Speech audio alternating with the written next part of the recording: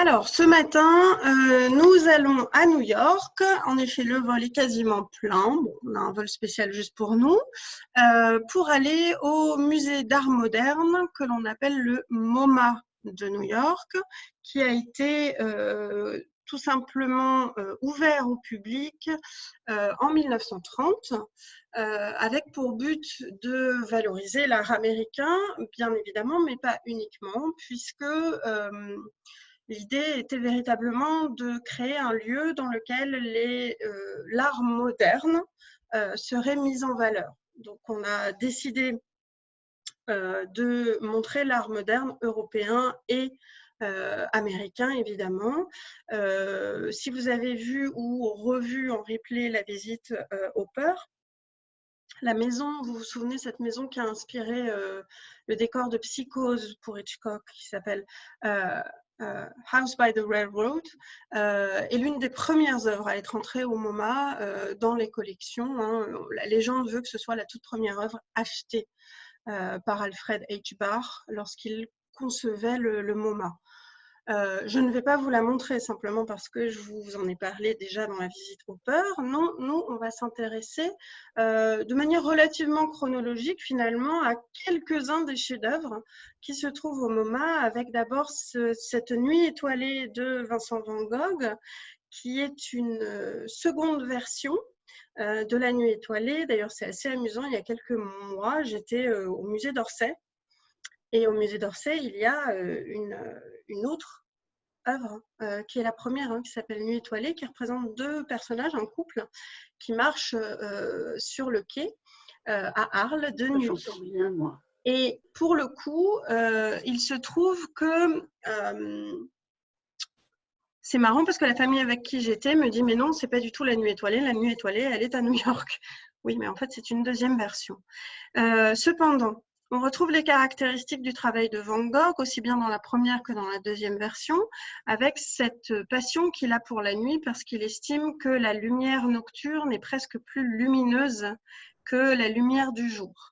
Et vous le voyez, il crée dans la matière ici un halo lumineux, en fait, en utilisant une matière plus claire, un pigment plus clair que pour la lune que vous voyez ici, très imposante. Et puis, vous voyez ici Vénus, tout simplement à côté de ce cyprès. Alors, il a peint cette toile alors qu'il est à l'asile à Arles, pardon, pas à Arles, mais pendant quelques mois, donc, il se repose suite à ces crises nerveuses et il va peindre ceci et ajouter, vous le voyez, ces effets de matière. Alors, ce qui est important avec Van Gogh, c'est qu'on a vraiment une synthèse de l'art japonais de l'estampe dans laquelle il n'y a pas d'échelonnement des plans, il n'y a pas de profondeur représentée et des effets de matière qui sont hérités de l'impressionnisme et surtout du post-impressionnisme. Donc en fait, je vous montre cette œuvre de Van Gogh parce qu'elle est célèbre et puis parce que aussi, elle montre que la modernité, alors que les historiens de l'art la font monter véritablement en peinture, j'entends, à Picasso et les Demoiselles d'Avignon, eh bien, au MoMA, on considère que non, les post-impressionnistes font partie de ces précurseurs de la modernité, avec notamment Van Gogh. Dans une œuvre de Van Gogh, ce qui est intéressant aussi, c'est vraiment les effets d'empattement, les effets de matière qui sont ici même sur un ordinateur absolument perceptible. On voit très bien qu'il y a beaucoup plus de matière dans la Lune et autour de la Lune que par exemple dans les collines qui sont à l'arrière-plan. Je vous précise que ce n'est pas un véritable paysage, c'est-à-dire qu'il prend des éléments qu'il voit de sa fenêtre, mais il ajoute par exemple ce clocher qui est en fait beaucoup plus typique de la Hollande que du sud de la France. Donc c'est la liberté de création de l'artiste qui prévaut. Après Van Gogh, dans les précurseurs de la modernité, au MoMA, on trouve Vassili Kandinsky. J'ai choisi ici ces panneaux pour Edwin Campbell, qui est le fondateur d'une très grande entreprise américaine et qui a commandé ces 4 panneaux à Kandinsky en 1914. Kandinsky, c'est un des jalons son œuvre de la modernité parce qu'il est l'un des pionniers de l'abstraction. Donc, vous le voyez ici, dans ces 4 panneaux, il n'y a pas d'éléments figuratifs. Ce sont des formes colorées qui valent pour elles-mêmes.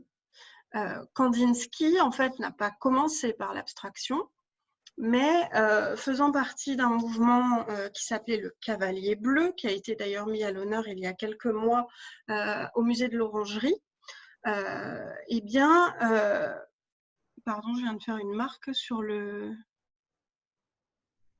l'écran, bon, peu importe.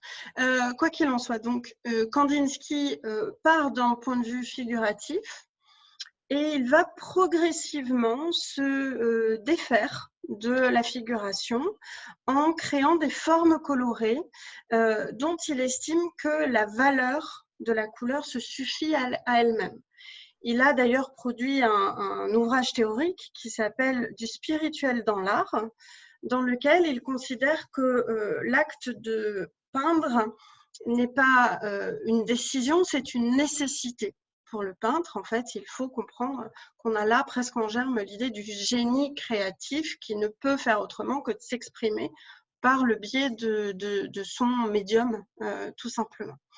Alors, ces 4 panneaux sont parfois interprétés comme les 4 saisons, alors que Kandinsky n'y a pas apporté cette idée-là. Non, pour lui, en fait, les œuvres ont valeur pour elles-mêmes. Et en réalité, dans son travail de l'abstraction, il procède plus par analogie avec la musique. C'est-à-dire qu'il donne presque une valeur musicale à la couleur et à l'association des différentes couleurs. Donc, en réalité, vous pourriez voir là les différents mouvements, par exemple, d'une symphonie. C'est ainsi qu'il faudrait éventuellement le comprendre. Une petite parenthèse avant de poursuivre. Lorsqu'on veut aller vite, on dit que c'est Kandinsky qui est l'inventeur de l'abstraction. En réalité, l'année durant laquelle il crée sa première œuvre abstraite, qui s'appelle Composition d'ailleurs, hein, d'où l'idée aussi de l'analogie avec la musique, eh bien, il y a Kupka qui lui-même passe dans un autre lieu, mais quasiment en même temps, à l'abstraction. Donc en vérité, l'abstraction, ce n'est pas le fait d'un seul artiste. Ce sont en fait plusieurs artistes à la même date, dans des lieux différents, qui vont passer le pas, sauter le pas, de cesser de représenter dans l'art une figuration, pour utiliser en fait la couleur pour la couleur. Avançons un peu avec cette œuvre qui est unanimement reconnue comme le passage à l'art moderne. Alors en fait, c'est toujours un peu compliqué, hein, évidemment, de dire oui, bon, c'est ça, non, c'est pas ça. Cependant, les Demoiselles d'Avignon ont été créées dans le plus grand secret par Picasso. C'est un travail qui lui a demandé plusieurs mois. C'est une toile qui est assez grande, hein, mais ce n'est pas la taille nécessairement qui fait la longueur du travail. Picasso, en 1906, puisque c'est à cette date-là qu'il commence à travailler, est un jeune artiste qui n'est pas encore véritablement renommé, voire pas du tout, et qui, dans son bateau lavoir, donc son atelier fait de briques et de broc, vit avec Fernande, sa compagne, et puis est toujours entouré de tous ses amis. Et un jour de 1906, il a l'idée de cette œuvre qui représenterait des prostituées dans un bordel. Et contrairement à son habitude, il s'enferme dans son atelier et plus personne ne peut entrer. Et s'ils entrent, ben, ils ne peuvent pas voir l'œuvre en cours de réalisation.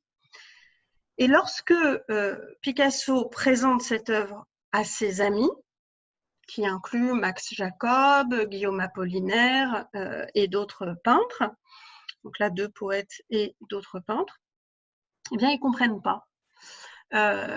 Et même Apollinaire, qui d'ordinaire soutient le travail de Picasso, est quand même assez interloqué. Et alors ce sont des mots qui ont une résonance très brutale pour nous maintenant, mais l'un de ses proches dit à Picasso que ce qu'il a créé ici, c'est un acte de terrorisme. Parce qu'il met à mal la peinture telle qu'on l'a toujours imaginée, parce que depuis la Renaissance, l'histoire de la peinture, c'est l'idée de s'approprier la troisième dimension pour en donner l'illusion dans la toile, dans le tableau, sur une surface qui est en 2 dimensions. Or, lui, il explose cette idée-là en se disant que la toile, de toute façon, elle est en 2 dimensions, donc on ne va pas essayer de lui donner de la profondeur. Ça, c'est un premier élément. Deuxième élément, vous voyez qu'il découpe les volumes de manière assez abrupte. Il donne en fait au corps des formes géométriques assez dures. Et vous voyez que les 2 personnages à droite ont des visages qui sont en vérité moins des visages que des masques. Parce qu'en réalité, ce que Picasso met en œuvre, c'est une appropriation de 3 différents styles. Les 2 femmes qui sont en centre sont en fait sa manière d'aller contre la peinture ingresque, c'est-à-dire la représentation du volume sur la surface peinte. À gauche, vous voyez que cette femme qui a un visage plus sombre a des traits qui sont encore plus durs et qui renvoient à la sculpture ibérique médiévale que Picasso a découverte et apprécie de plus en plus. Quant aux 2 femmes à droite avec ces visages étranges, ce sont en fait des masques africains, parce que Picasso a découvert une forme de vérité artistique, esthétique, en découvrant l'art dit nègre à l'époque, c'est-à-dire l'art africain et océanien. Et donc, il mélange en quelque sorte ces 3 influences et il crée une œuvre qui est tout à fait inédite. Le tout premier titre était vraisemblablement le bordel d'Avignon ou le bordel philosophique, car certains ont interprété ces visages torturés comme en fait des signes très avancés d'une forme de syphilis que Picasso avait contractée. Et il pense qu'il s'agit pour lui de montrer qu'en vérité, face au sexe, à l'acte sexuel, nous sommes toujours seuls et nous sommes toujours face à nos responsabilités, éventuellement, de santé. Il n'empêche que, quand on parle de scandale des Demoiselles d'Avignon, il n'y en a pas. Parce que l'œuvre n'est pas montrée pendant un moment. Et c'est finalement Jacques Doucet, le couturier, qui, sur les conseils de Breton, va acquérir l'œuvre en 1922. Donc vous voyez qu'on a de la marge entre 1907 et 1922. Il y a quand même un gros trou temporel dans lequel on ne présente pas l'œuvre, ou à peine. Doucet est donc propriétaire de l'œuvre et 10 ans après son achat, c'est sa veuve qui le vend à un marchand d'art qui va le vendre à son tour au MoMA. C'est donc l'une des œuvres majeures de la collection du MoMA, puisque le monde entier se rue pour aller voir les Demoiselles d'Avignon.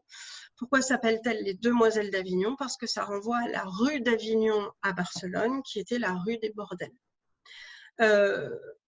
On considère parfois un peu rapidement qu'il s'agit de la première œuvre cubiste. Ce n'est pas une œuvre cubiste. Elle est beaucoup plus redevable à Cézanne qu'au cubisme, mais c'est un jalon en fait vers le cubisme. La seule chose, c'est que Picasso, qui a créé le cubisme avec Braque, avait un sens de la communication beaucoup plus développé que Georges Braque, et c'est ainsi que l'on considère que Picasso est l'unique fondateur du mouvement cubiste, excusez-moi. En tous les cas, ça c'est pré-cubiste, c'est pas cubiste. Pas encore, il n'y a pas tout à fait la démarche cubiste dans cette œuvre. Nous avançons maintenant et nous nous intéressons à Henri Matisse avec cette danse 1 qui est en fait un travail préparatoire à une commande qui a été passée par Tchoukine à Matisse qui concernait 2 panneaux en pendant, un pour la danse et un pour la musique. Donc, danse 1 est en fait l'étude préparatoire de la danse définitive qui se trouve à Saint-Pétersbourg, à l'Ermitage, avec la musique. Je voulais vous préciser que Ici, vous le voyez, il y a une abolition totale de la représentation de la perspective. Il n'y a pas véritablement de plan. On ne sait pas ce qui est représenté car la zone en aplat verte que vous voyez en bas ne correspond absolument pas dans l'idée de Matisse à une colline. Chez lui, si c'est vert, ça ne veut pas forcément dire que c'est de l'herbe. Il utilise en fait les aplats de couleurs comme pour leur valeur chromatique, c'est tout. Et vous le voyez, on a bien des aplats. Il n'y a aucune représentation du détail dans le corps. Ce sont des corps féminins schématisés. Pourquoi en est-il arrivé à ce degré de schématisation? Parce qu'il dit, maintenant nous avons la photographie qui donne tout dans le détail. Aussi, la peinture n'a plus besoin de représenter le détail. Elle peut se contenter de l'idée générale. Or, l'idée générale ici, elle est en fait tout à fait inspirée de l'Antiquité, puisque ce que vous voyez, c'est comme une frise de danseuse grecque. Il reprend le principe et il présente donc cette ronde danseuse. Je vous précise, regardez bien ici, vous voyez qu'il y a quelques touches plus sombres. En fait, il y avait une 6e femme qui était représentée. Et en fin de compte, il l'a supprimée dans la composition définitive. Donc, cette danse 1 est en fait l'étape préparatoire avant la danse qui a été livrée à Tchoukine et qui se trouve à Saint-Pétersbourg. On change de registre ici avec Brancusi, qui représente cet oiseau dans l'espace, qui date de 1928, qui est l'une des versions de l'oiseau dans l'espace, puisque Brancusi en a réalisé plusieurs éditions en bronze et en marbre, et que le socle qui est ici bipartite, vous le voyez, a été modifié. À l'origine, il avait en fait utilisé 2 pyramides tronquées, inversées l'une par rapport à l'autre, sur laquelle il avait posé cet oiseau. Alors en fait, d'oiseau, vous le voyez, il a totalement supprimé la forme. On a uniquement l'idée de l'élévation de l'oiseau. En fait, il faut l'imaginer avec le bec vers le haut, totalement à la verticale. Et ici, vous avez tout simplement les pattes ou peut-être la queue de l'oiseau. En tous les cas, il s'élance vers le ciel. Ceci correspond à un moment où Malevich et son suprématisme s'intéressent eux aussi à la conquête de l'espace. Donc, c'est pas anodin chez Brancusi. Alors oui, c'est le vol de l'oiseau. Il dit qu'il veut en saisir l'essence du vol de l'oiseau. Mais il y a nécessairement un lien avec cette conquête de l'espace. Et chez lui, en fait, c'est l'aérodynamie qui va tout simplement être représentée à travers cet oiseau. Brancusi, c'est vraiment l'épure et il polit la matière le plus possible pour lui donner cet effet lumineux qui réfléchit déjà l'environnement et que l'on a retrouvé dans d'autres travaux. Un peu plus tard, mais Piet-Mondrian a travaillé ceci à peu près à la même période, d'ailleurs que Brancusi a produit l'oiseau dans l'espace. Ce Broadway Boogie-Woogie est en fait, pour Piet-Mondrian, la représentation du rythme effréné de la vie new-yorkaise. Pour Mondrian, l'art a pour vocation, pardonnez-moi, je vais juste le citer, il dit que le premier but de la peinture devrait être l'expression universelle. Et pour aboutir à cette expression universelle, il faut tout simplement utiliser les verticales et les horizontales. Et c'est donc ce qu'il propose ici. Tout à l'heure, on parlait de Kandinsky avec un rythme musical, avec une analogie à la musique. Ici, il y a aussi quelque chose de l'ordre de la musique. Et c'est encore plus frappant par le titre, parce que ce boogie-woogie, d'ailleurs, je m'aperçois que j'ai fait une coquille, excusez-moi, il manque un O dans boogie, mais ce boogie-woogie, c'est vraiment le rythme musical qui domine à New York, à Broadway à ce moment-là. Et c'est ce rythme-ci que, à travers sa palette très particulière, vous voyez qu'il se réduit à très peu de couleurs, du blanc, du rouge, du bleu et du jaune.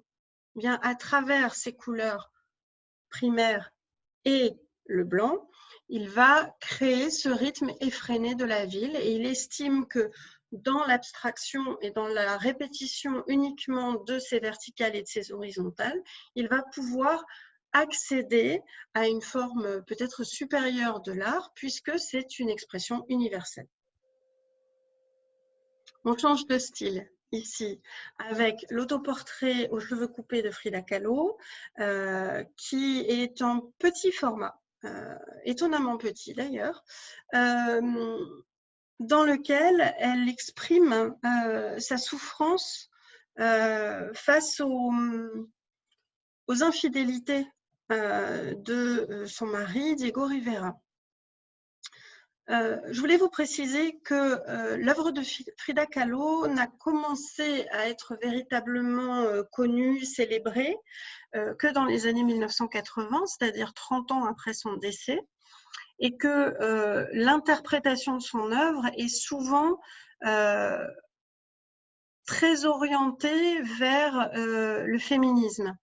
Alors, certes, il y a une part de féminisme probable dans l'œuvre de Frida Kahlo, mais ce n'est pas nécessairement ce qui la caractérise en premier. Il y a beaucoup de réinterprétation de son œuvre et on interprète son œuvre uniquement par le biais de l'émotion. Ici, elle montre sa souffrance face aux infidélités de Rivera et elle se représente en s'étant coupé les cheveux. Et vous voyez qu'en plus de cela, elle pousse l'androgynie au point de porter des vêtements masculins. Et elle montre que son attaque contre sa féminité pour punir Rivera est en fait une punition, puisque ce qui est écrit au-dessus, c'est « si je t'aimais, c'était pour tes cheveux. Maintenant que tu n'en as plus, je ne t'aime plus. » C'est la réaction extrêmement violente de Rivera à cette réaction de Frida Kahlo. Cependant, ce qui est plus intéressant, c'est que il ne faut pas confondre le travail de Frida Kahlo avec une œuvre éventuellement naïve. Tout son travail est toujours extrêmement structuré. C'est méthodiquement réfléchi dans la composition, dans la mise en scène. Par ailleurs, il y a quelque chose qui renvoie à l'expression traditionnelle de l'art religieux mexicain. Il y a cette forme d'idolâtrie mexicaine qu'elle met en œuvre. Regardez, c'est une icône en fait, qu'elle représente ici. C'est comme une vierge sacrifiée en fait en se coupant les cheveux. Et puis il y a aussi ce rapport à l'art religieux colonial importé au Mexique. Donc en fait, elle réinvente une forme d'art mexicain au début des années du XXe siècle, pardon, dans la première moitié du XXe siècle, en s'appropriant en fait tous les codes esthétiques de l'art mexicain. Donc oui, elle se fait autobiographe puisqu'elle ne peint quasiment que des autoportraits, mais elle le fait à travers une forme d'art, une expression qui est purement mexicaine et elle s'intègre là dans son histoire personnelle et dans son peuple, ni plus ni moins. Un incontournable évidemment, la persistance de la mémoire de Dali, que l'on appelle aussi les montres molles, et qui représente la plage près de laquelle il s'est installé. En fait, Dali a expliqué qu'il avait eu l'idée de ce tableau un jour qu'ils étaient en train de déjeuner avec des amis et qu'ils ont décidé d'aller au cinéma. Et que Dali a eu des maux de tête et a préféré rester à la maison seul. Et il s'est retrouvé assis devant son assiette dans laquelle il voyait le morceau de camembert très mou dégouliner. Et il aurait eu l'idée de cela et aurait utilisé un tableau dont il avait déjà peint l'arrière-plan, donc le paysage de la plage, et dans lequel il aurait ajouté, vous voyez, ces montres molles. Cependant, à quoi correspondent ces montres molles? C'est l'idée de jouer avec le mou et le dur, puisque ce sont des objets métalliques qui deviennent cette fois-ci totalement mous. Mais il y a l'idée aussi que la montre, c'est ce qui fige le temps d'une certaine manière, puisqu'on court toujours après le temps.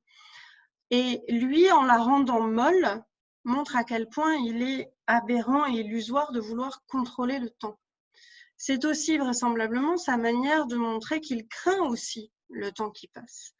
Mais, ce faisant, il indique aussi que si le temps passe, qu'il est mou, qu'il est illusoire, la mémoire, elle, est persistante. Donc en fait, il montre à quel point la mémoire est supérieure finalement au temps qui passe, puisque par la mémoire, on peut continuer probablement de vivre. Alors les différents éléments sont ces montres, hein, effectivement molles. Vous voyez que ici, celle-ci n'est pas si molle que cela, mais vous voyez qu'il y a une cohorte de fourmis qui s'empressent d'aller le manger, comme si c'était un bout de fromage, peut-être un bout de camembert, justement. Et vous voyez ici cette drôle de forme. Il s'agit en fait d'un autoportrait dégoulinant de Dali lui-même. Alors, on est dans le surréalisme, hein, il ne s'agit pas forcément toujours de comprendre exactement ce qui a été dit, mais enfin, voilà. Alors, sachez bien qu'elles ne s'appellent pas les montres molles, elles s'appellent bien les persistances de la mémoire. Et Gala, l'épouse de Dali, avait dit en la voyant, « Ah, bah, lorsqu'on l'a vue, on ne peut pas ne plus s'en souvenir. » Donc, en fait, on va la garder en mémoire pour toujours. On change de registre. Alors là, ça y est, on arrive dans ce qu'on appelle l'expressionnisme abstrait, qui, à partir des années 50, est véritablement le style américain qui domine la scène internationale, hein, et qui devient vraiment, c'est en fait avec les années, à la fin de la Seconde Guerre mondiale, et dans les années 50 et 60, c'est en fait une mise en valeur, comment dire, jusque-là, l'œuvre que l'on regardait, c'est la production européenne. Et puis, après la Seconde Guerre mondiale, finalement, on va vraiment mettre en valeur l'art américain. Et il y a des artistes américains qui ne vont plus créer leur œuvre ou leur art en fonction de ce qui se passe en Europe, mais qui vont créer un art pour eux-mêmes. Parmi ces artistes, ce qui est assez intéressant, c'est que précisément les membres de l'école de New York, hein, de cet expressionnisme abstrait, il y en a beaucoup qui sont en fait des réfugiés européens. Et c'est le cas de Willem de Kooning, qui est en fait hollandais et qui s'est installé de manière tout à fait illégale à New York, puisqu'il a contourné l'immigration, il s'est installé, et qui est devenu un artiste commissionné par le New Deal dans les arts de Delano Roosevelt, et qui, comme bon nombre de ses amis et collègues, a beaucoup travaillé sur l'abstraction. Mais à partir des années 50, eh bien, il revient à une figuration. Et en fait, chez lui, on est toujours entre abstraction et figuration, mais dans la figuration, il est fasciné par ces figures de femmes. Donc, il renvoie en quelque sorte au nu féminin, qui est un poncif de l'histoire de l'art, et il le réinterprète. Certains critiques ont considéré qu'il était tout à fait misogyne, parce que quand vous voyez le visage de cette femme, elle est quand même extrêmement inquiétante. Elle n'a pas de lèvres, mais elle a des dents, donc vous avez l'impression qu'elle va vous déchirer avec. Vous voyez les yeux qui sont véritablement trop grands, et puis ses seins qui sont écrasés, mais en fait tout à fait volumineux. Enfin, c'est très étonnant. Il y a quelque chose de brutal dans cette représentation. Or, pour de Kooning, ce n'est pas nécessairement brutal, c'est vraiment le geste qui l'intéresse. Et ce qui n'est pas du tout visible ici, évidemment, parce que nous n'avons pas l'œuvre en face de nous, c'est qu'en fait, il y a une grosse épaisseur de matière sur cette œuvre. Celle-ci, Woman One, est en fait la première d'une série de 6. Et lorsque la commission des achats, enfin la commission des collections du MoMA l'a acquise, ils ont fait un communiqué en disant que ils trouvaient cette œuvre effrayante, mais qu'il leur semblait qu'elle était pertinente du point de vue de l'art. Et donc, ils l'ont achetée. Donc, c'est ça aussi qui est intéressant. On parle, lorsque le MoMA a été ouvert, d'une période à laquelle, en France, on n'avait pas d'œuvre de Picasso, par exemple, parce qu'on avait un rejet systématique de tout ce qui était en train de se faire. La démarche du MoMA, c'est pas du tout la même. C'est-à-dire que cette œuvre-ci, elle date de 1950-52, elle a été acquise en 56. Donc il y a une contemporanéité entre les achats et la création des œuvres pour ce qui concerne le MoMA, et c'est ça qui est absolument remarquable. Dans l'abstraction, l'expressionnisme abstrait, excusez-moi, il est une figure qui est primordiale, qui est Jackson Pollock, qui s'intègre parfaitement dans cet expressionnisme abstrait. Donc, expressionnisme abstrait, c'est l'expression et le geste dans l'abstraction avant le sens. Cette œuvre n'a pas de sens. Pourtant, elle exprime quelque chose. Et ce qu'elle exprime en premier lieu, c'est l'acte créateur de l'œuvre.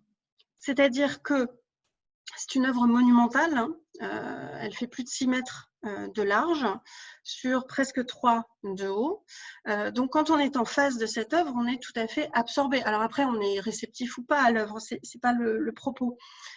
Mais le propos, c'est que l'œuvre en elle-même n'a pas de sens.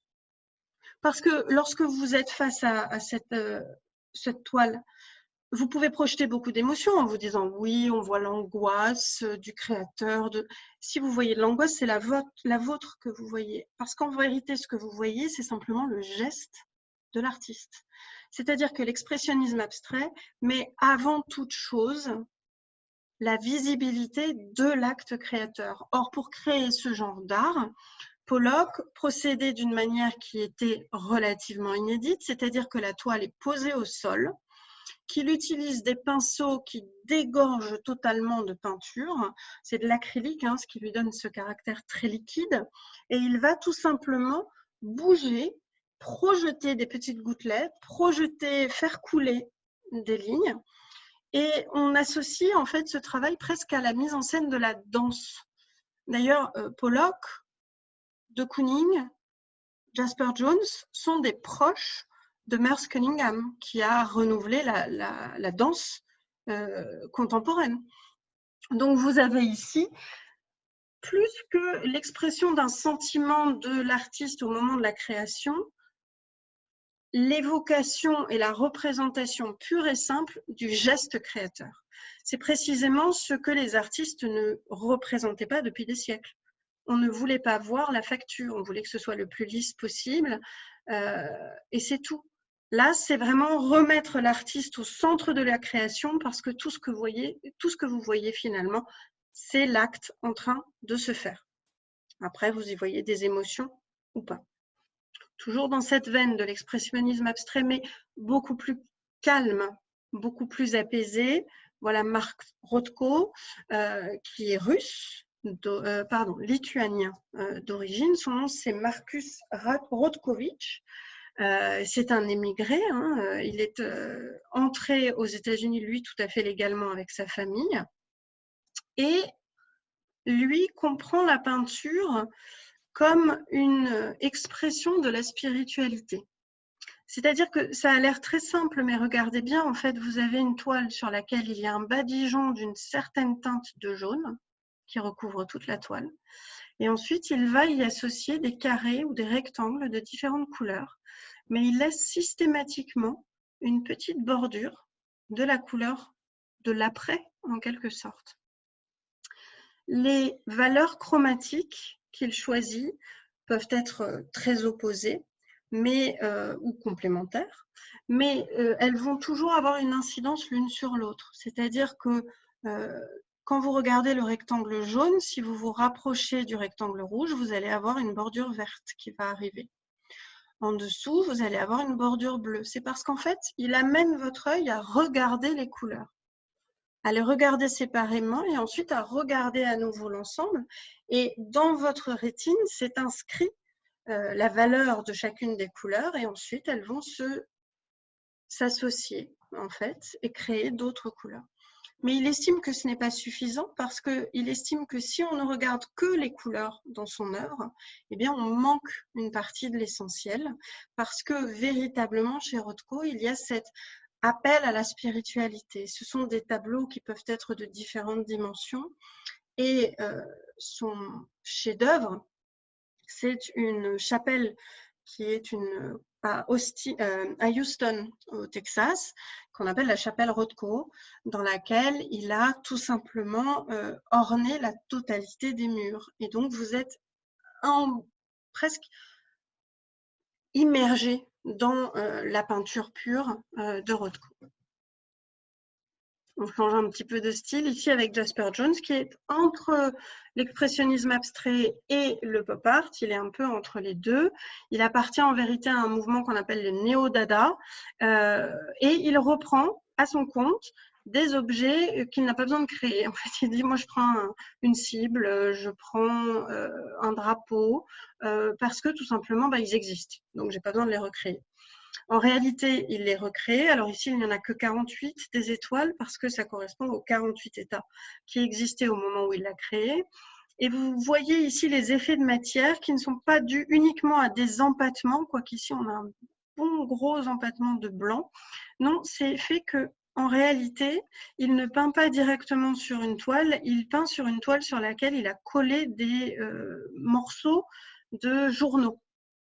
Et ces morceaux de journaux laissent transparaître tout simplement des événements qui datent la période à laquelle il a créé ce drapeau. Donc ici, c'est un drapeau qui reprend absolument tous les codes et l'aspect du drapeau américain. Ce sont exactement les bonnes dimensions, la bonne hauteur pour les horizontales, excusez-moi, les bandes en fait. Mais il a repris exactement la même chose en le faisant entièrement en blanc. Et en fait, on voit tout de même les différences de bandes parce qu'il y a des valeurs de blanc différentes. Donc lui, Jasper Johns, c'est vraiment une étape vers le pop art qui est caractérisé peut-être plus que tous par Andy Warhol, qui a commencé sa carrière comme publicitaire et qui est fort célèbre pour avoir dit que nous aurions tous droit à 15 minutes de gloire. En vérité, il n'y trouvait pas nécessairement quelque chose de valorisant que d'avoir 15 minutes de gloire, parce que dans son travail, il pratique en fait la sérigraphie sans la pratiquer. Il abreuve littéralement les Américains de leur propre surconsommation. Il y a quelque chose d'ironique dans le travail de Warhol. Il y a aussi une fascination pour la célébrité. Il est fort connu pour ses Marilyn. Mais ici, ce qui est remarquable, c'est qu'en fait, les Campbell Soup Cans, ce n'est pas une œuvre, ce sont 32 toiles. Pourquoi 32? Parce qu'à l'époque où il l'a produit en 1962, eh bien, Campbell's proposait 32 goûts différents pour ses soupes. Et si vous regardez bien, vous avez à chaque fois un autre goût. Vous voyez? Et c'est ça qui est intéressant, ce ne sont pas des sérigraphies, ce sont des toiles faites à la main. C'est vraiment un travail de peintre, là pour le coup. Les sérigraphies viendront un peu après. En vérité, il met sous les yeux des spectateurs leurs objets de grande consommation. Le pop art, c'est une critique systématique de tout ce qui est populaire. Non pas en disant que ce qui est populaire n'est pas valable ou n'a pas voix au chapitre, pas du tout, mais c'est plus l'idée de la surconsommation qui va être mise en œuvre. Il y a une distanciation dans le pop art qui fait que tous ces artistes s'interrogent sur leur société américaine. Et pour s'interroger sur cette société américaine, ils vont mettre en avant les éléments qui correspondent véritablement à cette société américaine. En fait, ils font de l'art plus populaire. En vérité, ce ne l'est pas, parce que c'est tellement cher que le peuple ne peut pas y accéder. Mais c'est la première démarche. Véritablement, ce n'est pas une manière de tirer vers l'élite quelque chose de populaire. Ça l'est devenu par la force des choses. À côté d'Andy Warhol, il y a dans le pop art Roy Lichtenstein, qui lui s'est fait une spécialité de la reprise de bulles de comics, donc de ces bandes dessinées, qu'il recadre, qu'il agrandit et dont il change en fait le texte lorsqu'il en a envie. Donc ici, c'est en fait une bulle de bande dessinée qu'il a zoomée en quelque sorte uniquement sur le visage de cette femme qui est en train de se noyer, alors que dans la vignette d'origine, la femme est en train de se noyer et il y a son compagnon qui est sur la berge et qui va pour la sauver. Ici, vous le voyez, il change. Alors, dans le texte d'origine, elle a une crampe et c'est pour ça qu'elle est en train de se noyer. Ici, elle dit « Je m'en fiche, je préfère me noyer ou couler que d'appeler Brad à l'aide », qui change totalement de sens et il montre l'absurdité de certains textes de ces bandes dessinées sentimentales, tout en étant fasciné. Par ailleurs, alors là, c'est un petit peu plus difficile à voir sur la reproduction, mais donc tout ça est fait à la peinture. Hein. C'est vraiment, il utilise en fait un système de quadrillage pour reproduire exactement la vignette d'origine et l'agrandir. Et ensuite, il le peint à la main. Mais on le voit ici dans l'ombre, vous avez toute une série de petits points qui sont faits à la main, mais qui donnent l'impression de la production industrielle et de série de l'œuvre. Et ces points, en fait, ce sont les points bendés, qui sont, vous savez, les points des 3 couleurs primaires qui servent à la publication des bandes dessinées, notamment des journaux, etc. Donc, en fait, il transpose un mode de communication à très grande échelle dans un mode d'expression unique qui est la peinture sur toile, sur châssis. Donc, c'est aussi ce mode-là qu'il met en valeur.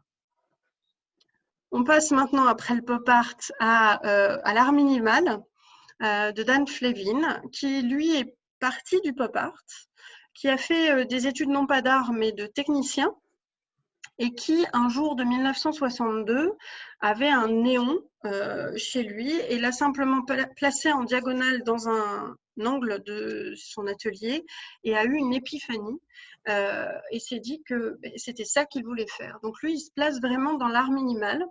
Et sa démarche est tout simplement de créer non pas des œuvres, mais des installations qui vont révéler ce que l'on ne regarde jamais. Et en l'occurrence, ici, c'est le coin de la salle.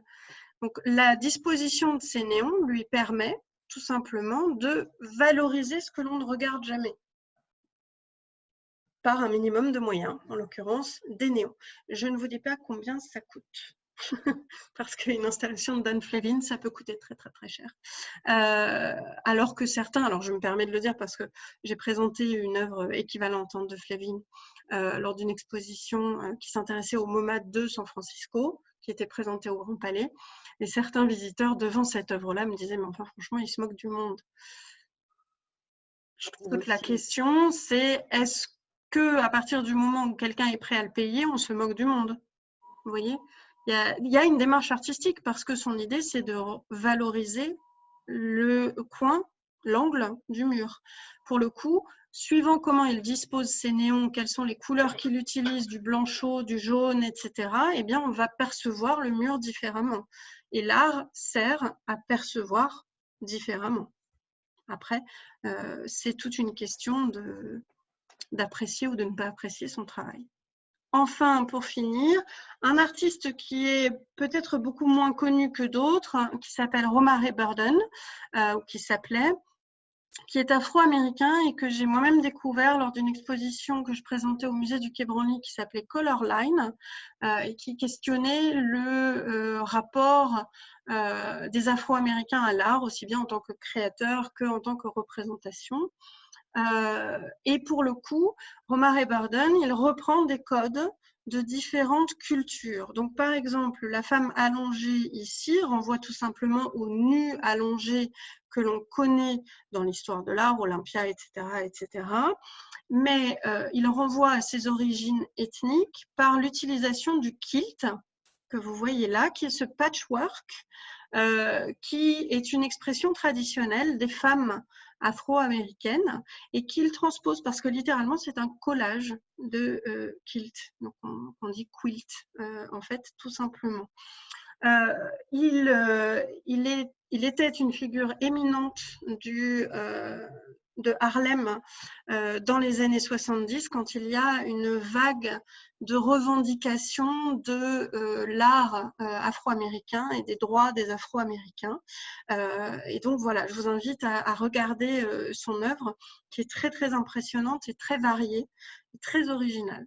Et c'est sur Romare Burden que je vais finir cette présentation en vous précisant que les prochaines visites confinées, donc d'une demi-heure gratuite comme celle-ci, alors une demi-heure ou plus, parce que j'ai de nouveau allègrement débordé, pardon, vont s'intéresser pour mardi prochain, 12 mai à 11 h, à l'art aborigène. Je vais je pense essentiellement utiliser des œuvres du musée du Quai Branly. Et la semaine d'après, le 19, je vous présenterai l'œuvre de Fujita.